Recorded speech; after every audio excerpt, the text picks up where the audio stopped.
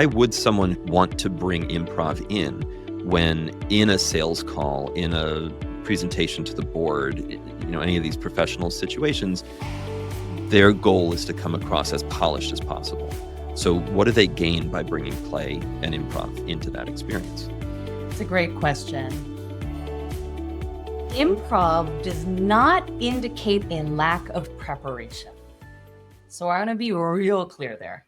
Okay. That does not mean, hey, Mark, make me a deck. I'll see you on Thursday, right? It's like, no, make me the deck 3 weeks at a time. I'm going to assess the deck. I'm going to understand the narrative flow of the deck so I can have a general sense of where we're heading. What are the highlights? But when we present, when we're speaking to the board, when we're on a sales call, when we are trying to ignite the emotional response from our audience. And when we are wholly reliant on preparing the verbal execution of every thought, we are now operating in headspace and not in heart space. What improv does distinctly is allows us to operate in heart space while having prepared in headspace. So when we think about preparing, we want to have a clear narrative thread. I think where people tend to go wrong here is they look at the deck and they look at it slide by slide. Rather than a cohesive narrative. So rather than slide by slide, we need to think, where does the slide land on the arc of the story? How do these 2 or 3 slides indicate the status quo where we are? And how do I tell that story in a way that isn't about regurgitating what's on the slide, but it's about telling the story of what that slide represents?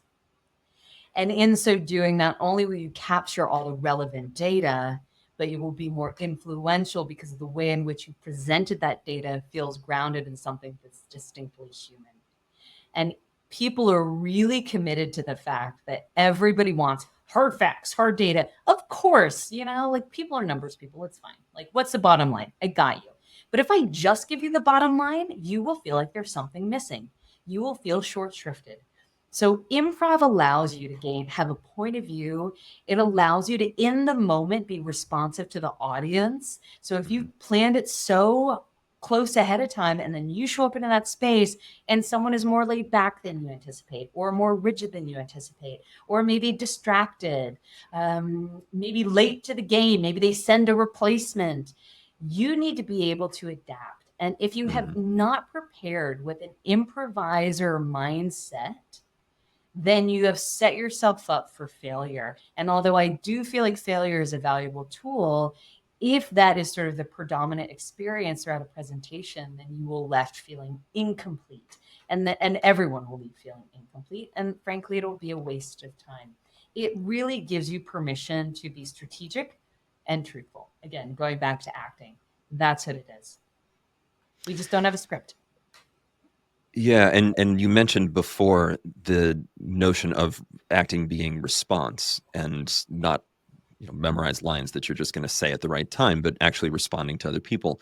And I guess that would take us to the notion of not just presenting this stuff, not just throwing this out, but actually feeling what the audience is giving back and responding to that. And that's sort of the thrust of what you're saying, I think, with improv being a part of this.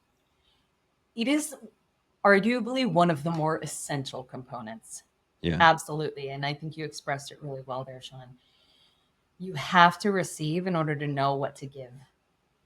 If you're giving what you're interested in or what you have presumed or made assumptions about the other person wanting to receive, then you now have made this a one-way conversation.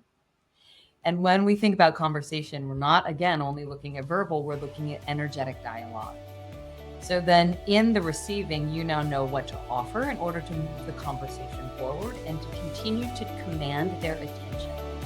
As soon as you are giving them something that's not relevant to them, they will check out because they're no longer interested. The way to ensure that you're always holding them on the edge of their seat is to be responsive to those nonverbal cues that they are paying attention. And the only way to do that is to be present with them, which means, again, coming from heart.